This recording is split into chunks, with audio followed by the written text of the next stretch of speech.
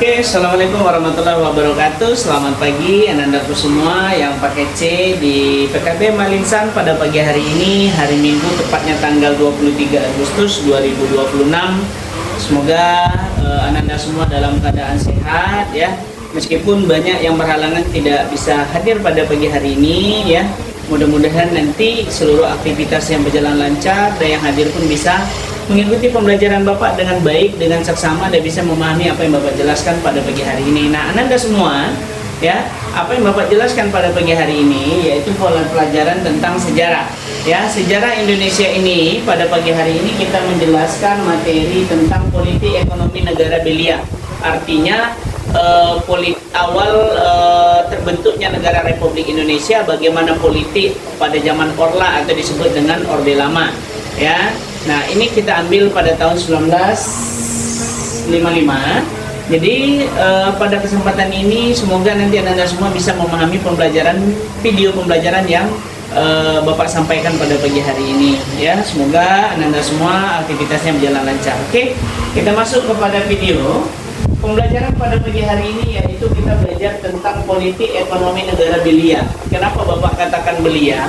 Ketika anak yang baru dilahirkan ke dunia itu juga dikatakan bayi belia.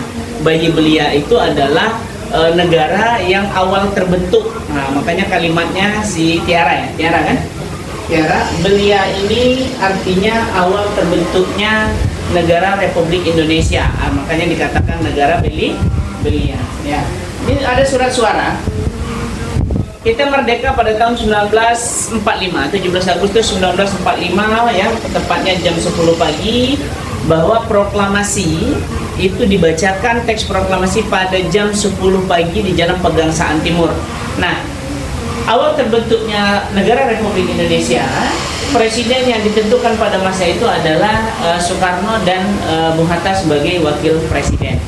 Kemudian di sini ada kotak suara pada tahun 1955, pemilihan anggota Dewan Perwakilan Rakyat ya di Jawa Timur pada tahun 1955. Ini ada beberapa partai, 1, 2, 3, 4, 5, 6, 7, 8, 9 ya, 10, 11, 12, 13, 14, 15, 9 kali 4 berapa Tiara?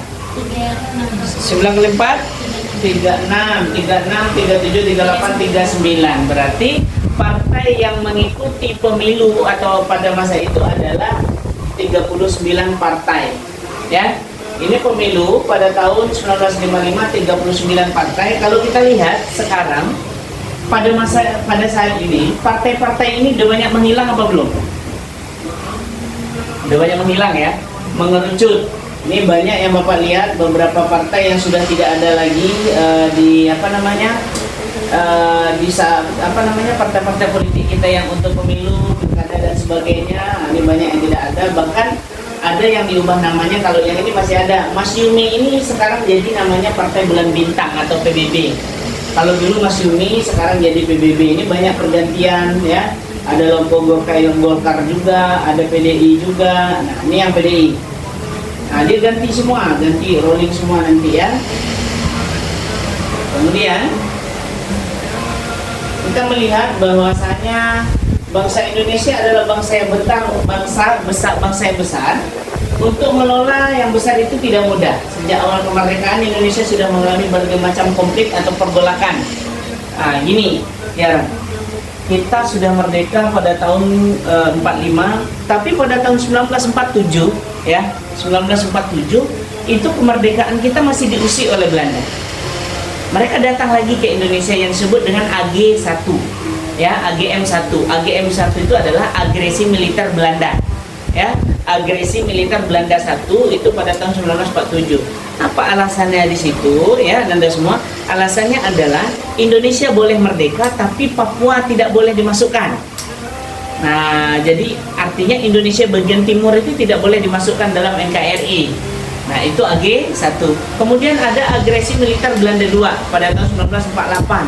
Sama halnya seperti itu. Artinya mereka masih mengusik kita tetapi tidak mampu atau tidak berhasil. Kenapa? Karena di sana presiden kita memainkan beberapa menteri yang memang kuat dari kemaritiman, yang untuk menjaga kemaritiman NKRI kita pada masa itu ya, dengan armada kapal.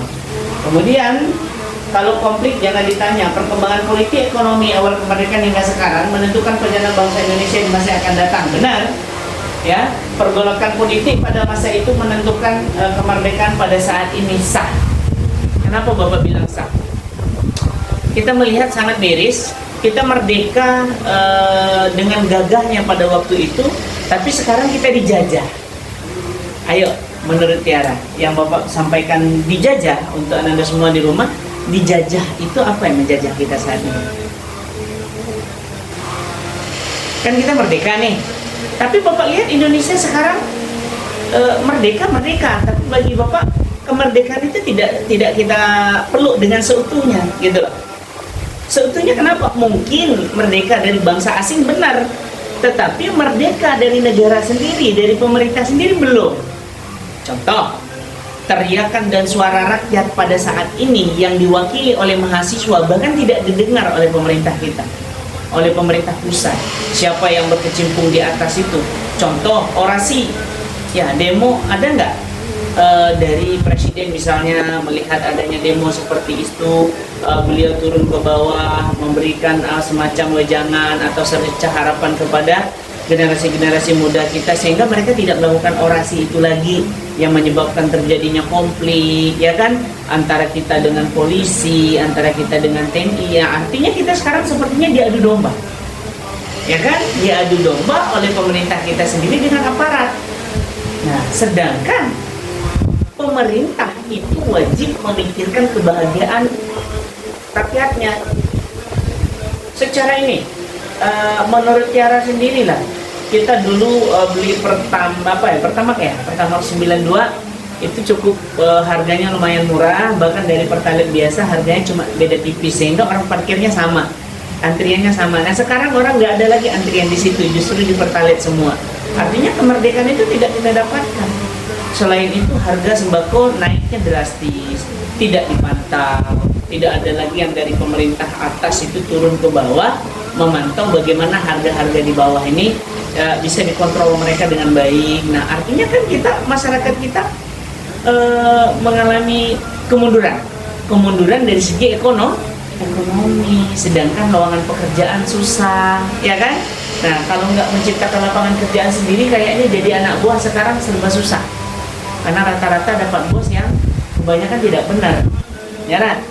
Oke, kita ambil poin A, dinamika politik negara muda. Kenapa tadi kan belia, ini dikatakan negara muda, ya iya, karena negara kita awal terbentuk, ya kan? Peran PPKI di awal kemerdekaan. Nah, sebelum adanya PPKI, ya Tiara, kita terlebih dahulu dibentuk di Indonesia tuh BPUPKI. BPUPKI itu adalah Badan Penyelidik Usaha Persiapan Kemerdekaan Indonesia. Itu dibentuk oleh orang Jepang. Orang Jepang itu sendiri yang membentuk. Tujuannya agar kita tuh suka dengan kehadiran mereka di Indonesia. Kata dia, ayo kita selidiki bagaimana kita bisa merdeka, bagaimana Indonesia itu bisa lepas, ya, bisa mencapai kemerdekaan. Jadi dibentuklah panitia ini. Tapi jumlahnya waktu itu banyak, ya, pasukannya banyak, sehingga ya kata Hirohito digantikan lagi dengan peran PPKI awal kemerdekaan. PPKI ini apa? Panitianya. Kalau tadi Badan Penyelidik Usaha Persiapan Kemerdekaan, artinya menyelidiki dulu bagaimana kemerdekaan ini bisa kita dapatkan, bagaimana kemerdekaan ini bisa kita capai, ya kan? Nah sekarang diganti oleh PPKI. Nah peran PPKI ini adalah mereka merumuskan, ya kan? Sebelum adanya proklamasi itu, mereka terlebih dahulu menyatakan, ya, bahwa lembaga tertinggi negara seperti Majelis atau MPR itu Dewan Pertimbangan DPA berdasarkan Undang-Undang 1945. Artinya mereka pada masa BPUPKI itu dasar undang-undang, ya, dasar negara sudah mulai dibentuk. Pada masa PPKI ini pengerucutan namanya, ya, yang tidak penting dari BPUPKI itu dibuang, sehingga bagaimana dia mengerucut sedemikian rupa, itulah yang dipakai oleh dasar negara kita saat ini. Nah, Bapak cukup sangat menyayangkan yang terjadi di Aceh, ya kan? Kericuhan yang terjadi di Aceh sangat bagi Bapak sangat riskan sekali ketika Bapak melihat gambar Garuda yang diinjak-injak, dibakar, habis itu bendera merah putih diganti dengan bendera GAM, Gerakan Aceh Merdeka. Nah, artinya sebegitu besarnya mereka ingin lepas dari negara Republik Indonesia. Kenapa? Kan gitu. Kalau dihitung dari sekarang, dulu juga udah ada GAM-nya. Gerakan Aceh Merdeka itu udah ada dari dulu. Sekarang juga ada di Papua, yaitu OPM. Ya kan, Operasi Papua Merdeka. Ada OPM, ada GAM di Aceh. Mereka ingin lepas dari NKRI. Kalau dibilang dari sekarang, pemerintah kita secara kasat mata memimpin negara Republik Indonesia ini kurang becus, atau program-program yang mereka jalankan itu kebanyakan menguntungkan beberapa pihak sehingga merugikan banyak rakyat, ya dah. Nah, yang kita lihat lagi, kalau dibilang dari dulu cuma dari sekarang, dari dulu juga udah ada GAM, dari dulu juga udah ada OPM, ya kan? Kalau dilepas sangat disayangkan. Kenapa? Aceh adalah sebagai tempat persinggahan Islam pertama, yaitu Kerajaan Samudra Pasai. Habis itu berdiri Kerajaan Aceh. Ada disebut dengan Sultan Iskandar Muda, ganti dengan Iskandar Thani, ganti dengan adiknya Cut Mutia, Cutnya Dinia kan. Artinya mereka ini adalah orang-orang yang berpikir tentang kemerdekaan dan berjuang tentang kemerdekaan pada masa itu. Yang dikenal dengan negara Serambi Mekah. Aceh dikenal Serambi Mekah. Tapi kenapa mereka ingin lepas pada waktu itu? Apakah dalam satu sisi Aceh ingin menjadikan negara Aceh itu sebagai negara bernuansa Islam? Bisa jadi kayak gitu. Jadi tidak ada yang agama lain di situ. Nah, konsepnya yang Bapak pikir seperti itu. Cuma kalau sekarang mikirnya beda lagi. Mereka ingin lepas karena tidak sesuai dengan apa yang mereka inginkan dari pemerintah. Ya, kita lihat seperti itu. Nah, ada juga nggak hubungannya dengan dulu? Nah, kayaknya seperti ada yang menukangi. Menukangi ini adalah ada orang yang membacking di belakang sehingga ini terjadi, ya kan? Kemudian PPKI ini adalah berperan penting yang disebut dengan Panitia 9. Ya, jadi mereka tidak banyak lagi di sini. Mereka memang dibentuk bahwasanya untuk mengadakan sidang pertama kalinya menjadi kelanjutan BPUPK ini. BPUPKI, benar ya? BPUPKI pada 10 sampai 16 Juli 1945. 10 sampai 16 Juli. Sedangkan kita merdeka 17 Agustus, berarti sebulan sebelum kemerdekaan diganti. BPUPKI itu diganti oleh PPKI. Nah, itu kesigapan rakyat kita dengan cara menetapkan Undang-Undang Dasar Negara sebagai Undang-Undang Dasar Republik Indonesia. Nah, itu tadi kan sudah diuruskan, sudah diusung, tapi ditetapkan sebelum kemerdekaan. Memilih Insinyur Soekarno sebagai Presiden dan Bung Hatta sebagai Wakil Presiden. Membentuk sebuah komite nasional atau disebut dengan KNIP. Ya, Komite Nasional atau disebut dengan KNIP untuk membantu Presiden selama MPR dan DPR belum terbentuk. Ini belum ada DPR MPR. Kalau di Jepang mereka memakai DPR MPR itu hanya 9 orang 7 orang. Kalau kita puluhan bahkan ratusan. Kalau dilihat dari kinerja, apa yang mereka kerjain? Tidak ada yang bekerja. Bapak lihat orangnya itu aja. Bahkan sebagian oknum, ini kita berbicara sebagian oknum. Sebagian oknum contohnya dari MBG. Sebagian oknum memanfaatkan situasi itu untuk mencari keuntungan pribadi, Bapak Dian. Bener nggak? Ya kan? Nah, Tiara juga mungkin bisa melihat kok dapur MBG itu banyak gitu loh. Bahkan satu kecamatan aja beda-beda. Apa salahnya satu kecamatan atau satu kelurahan itu dipegang oleh satu dapur MBG? Ya kan? Atau beberapa sekolah. Biar lebih enak, biar lebih terkontrol dan secara higienis dan efisien, kan gitu. Membentuk komite. Nah, pada Minggu 19 Agustus 1945 PPKI melanjutkan nih. Kita merdeka 17 Agustus. Ini terjadi 19 Agustus 2 hari setelah merdeka. Melanjutkan sidangnya yang dipimpin oleh Otto Iskandar Dinata menghasilkan 2 keputusan. Pembagian wilayah yang di atas 8 provinsi beserta calon gubernurnya. Habis itu pembentukan Komite Nasional Daerah. Nah, ini. Jadi dulu itu kita awal terbentuk cuma 8 provinsi dengan persiapan gubernurnya, pembentukannya juga. Rapat PPKI dilanjutkan 22 Agustus yang berlokasi di Gedung Kebangkitan Rakyat Jawa, dipimpin oleh Presiden dan Wakil Presiden atau disebut dengan Komite Nasional. Ini hasilnya ya. Ini hasilnya Komite Nasional atau KNI, badan berfungsi sebagai Dewan Perwakilan Rakyat, diselenggarakan disusun dari tingkat pusat hingga daerah. Partai Nasional atau PKI dirancang sebagai partai tunggal. Nah, dulu itu tadi kan kita melihat 1955 partai 39. Tapi awal kemerdekaan itu partai itu kan cuma satu, PNI. Ya, Partai Nasional Indonesia, bahwa presiden itu ditunjuk pada waktu itu. Ya kan? Tidak dipilih oleh masyarakat atau rakyat, ditunjuk. Nah, makanya dulu itu waktu awal terbentuk itu PNI adalah partai tunggal. Badan Keamanan Rakyat atau BKR berfungsi sebagai keamanan rakyat bagi masing-masing daerah. Nah, ini dia. Ya. Pada 23 Agustus 1945 Soekarno mengumumkan hasil DPKI. Nah, jadi diumumkan semua. Membentuk KONI dan sebagainya. 16 Oktober diganti lagi KNIM menyatakan sidang pertama, membentuk badan KNIM. Nah, inilah BP KNIM yang mulai dibentuk. Mulai melebar dia dari yang Bapak sampaikan tadi, mulai melebar, dibentuk semuanya. Usulan Komite Nasional, BP KNIM ya. Kemudian pembagian wilayah. Nah, ini dia. Pembagian wilayah Republik Indonesia pada tanggal 4 Agustus 45 tentang pembentukan kabinet. Nih. Sumatera, Teuku Muhammad Hasan, ini pembagiannya ya, yang gubernur awal. Kan tadi Bapak bilang 8 provinsi kan? Ini dia. Ya. Nih, daerahnya.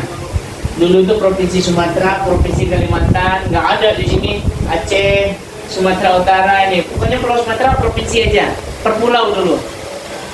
Habis itu baru ada pemekaran ya. Kabinet pertama Republik Indonesia. Nah, ini yang kabinet. Ini dia. Ada 13. Ada berapa Tiara? 13 kabinet itu dibentuk pada masa itu. Udah, Bapak pengennya udah 13 ini aja, ngapain banyak-banyak. Ya kan? DPD itu tak usah. Ngabisin duit anggaran. Bentukan Badan Perjuangan. Nah, ini dibentuk semua nih. Nah. Oke, untuk yang kelas 12 di sini dulu. Tiara, habis ini Bapak kasih tugas kerjakan di sini di kertas 1 lembar ya. Nanti kumpulkan ke Bapak, baru Bapak kasihkan ke panitia ya. Nah, untuk Anda semua di rumah silakan kerjakan penugasan 1. Ini dia. Penugasan 1 yang ini, penugasan 1 di halaman 9 buku sejarah Indonesia kelas 12. Nih.